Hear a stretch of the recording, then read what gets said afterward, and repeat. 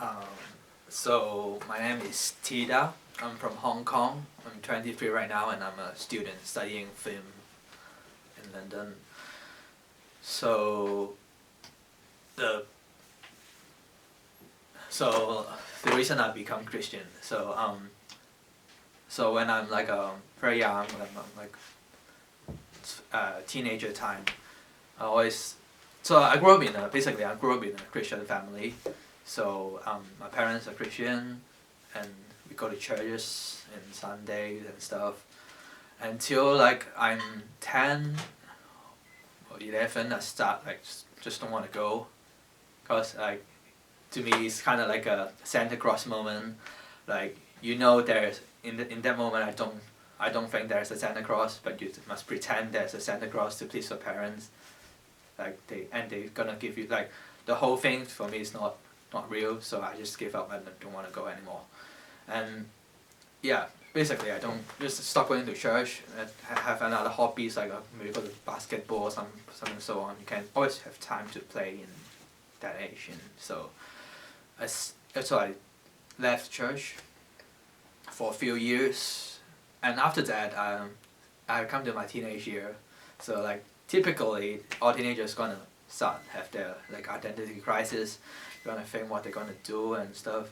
And at that moment I really caught up by a thought that um, what is like why I'm here, what I need to do, like what is my purpose, something like that. It's not that grand. It's just something like, oh, so I'm gonna be grown up in like several years. Maybe I will get university, or maybe I'm gonna get a job. So what I'm gonna do? What I spend with my time in life, and I start thinking about it. And it turns out it's like I don't have an answer. So for me, I don't have like any like specific interest. I just want to have fun in that moment, and I didn't find out what I want to do and stuff. And I start like thinking about it, really thinking about it, and I found out like, oh, maybe at that moment I thinking like, so to the end of the day all we want is just happiness, right? So like no matter how long you work, how much you work and stuff like that, happiness is the point. And what's the easiest way to get happiness? Of course, it's like money, right?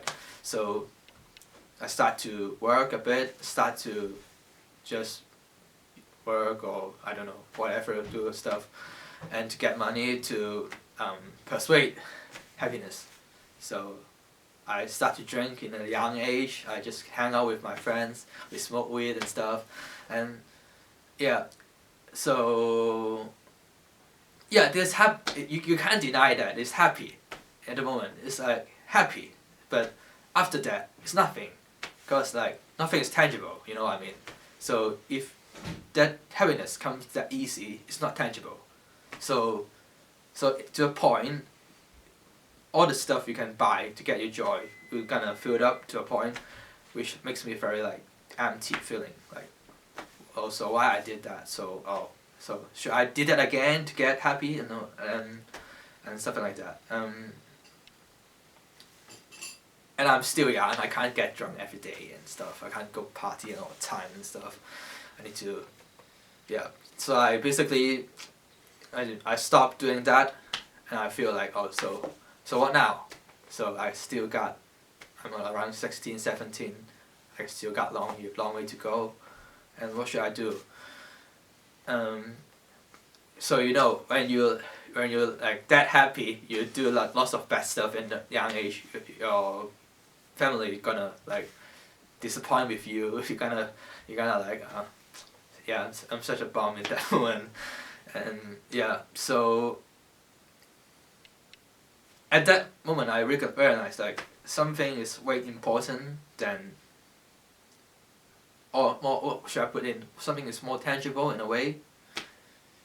And I start, and at that moment, like it's like a kind of like a point that God showed me. So I go to church again for no reason. It's just like a thing. Oh, maybe I should go. And I met a bass guitar teacher in there, which is, yeah. and he's not good at bass at all. To be honest, I kind of learned from him, like playing a bit music, to basically get laid. But yeah, so I played with him for a while. He's not good. I like for the 4 or 5 lessons I've learned all his stuff, but we started to chat, and yeah, so basically I'm like a kind of like a jerk, you know, so, and he's still very patient to me. He talks with me like time to time, no time to time. It's like every lesson and after lesson time. Maybe sometimes I hit him up on Facebook and stuff, and we chat. And I start to think about why this guy always spend a lot of time with me, cause like I'm such a miserable person. I just keep poking him and didn't respect him at all. And one day I just asked him why you do that, and he told me, because I'm a believer, and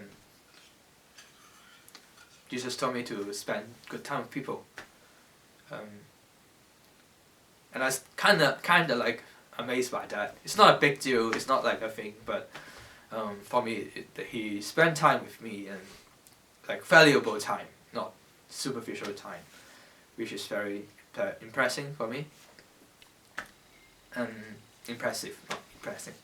So yeah, and I start to think about so what is this like religion things happening right now? So I start to really getting serious in church. I start really attend every service and try to listen what's the pastor saying and stuff. And most of them are nonsense. Basically, they're talking about people like 2,000 years ago died and how come it relates to you and so on. And most of them are illogical. Like it's not anything like reasonable at all.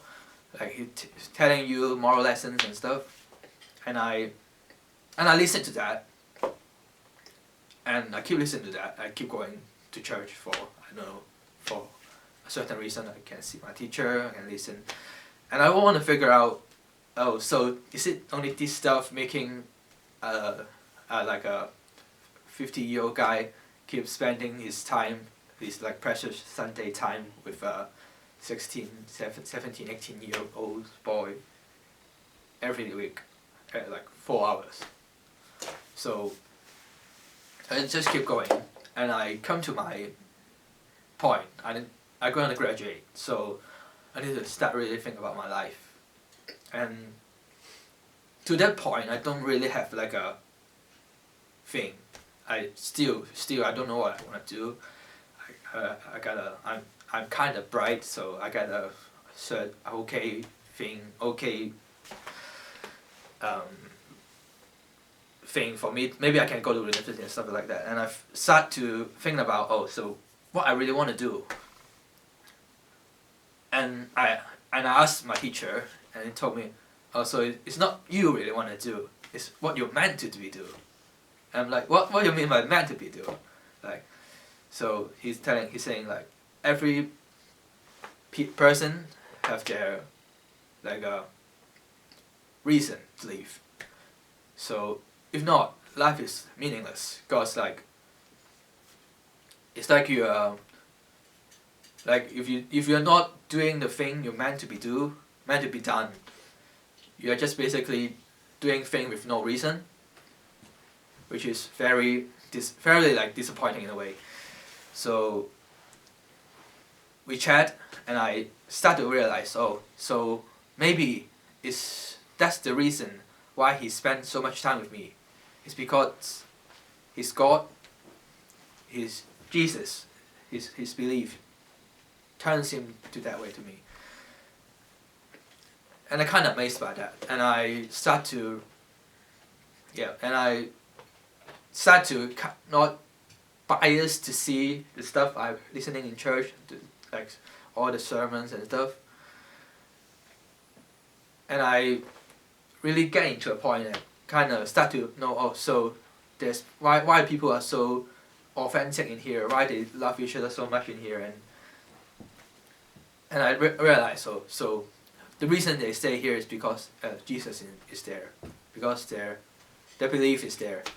So yeah, and I I don't know why. I just feel very connected to that, and I take a certain leap of faith, and said, yeah, maybe that's a true. There's something it's real. Maybe that is like, yeah. It sounds like horrible, but maybe it's real. So I take my shot. I tell him, okay, maybe it's time. Maybe I can be a Christian and see.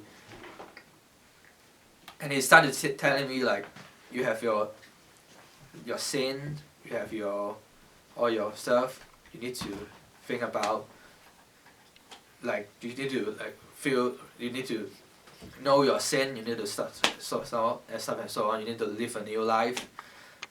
And I try to do that, and my life is changed.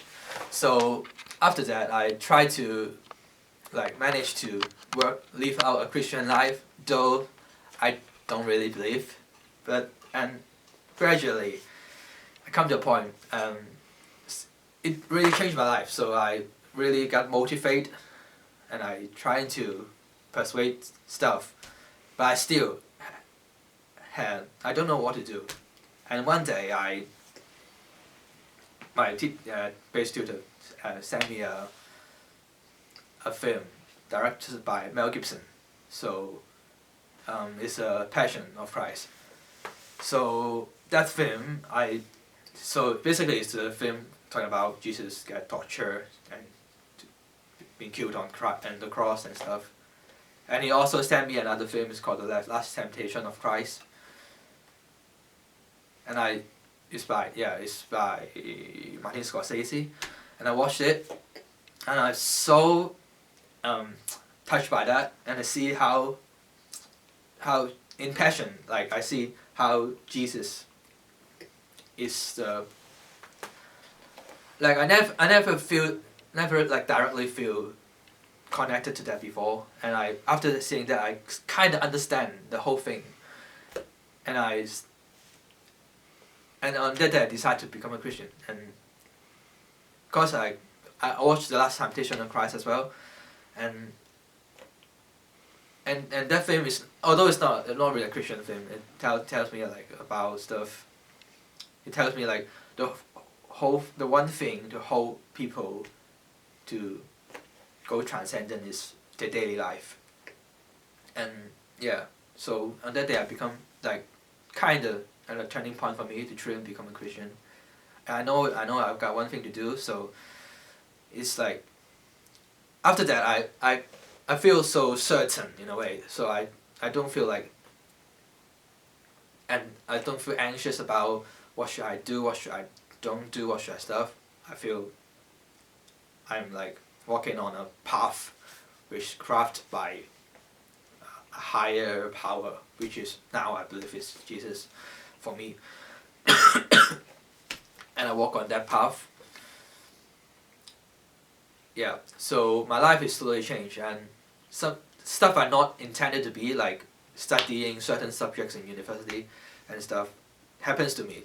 Suddenly my life becomes so like clear, you know what I mean, in a way. So I start to work, I start to study, really. And I know all the stuff I do is like a determined thing, and I work on that in a way. So yeah. So after 3 years of becoming a Christian, and I'm here, and I got baptized, and I come here to Japan to serve. So for me, the whole salvation thing is not like a epic thing for me. It's more like a graduate thing for me.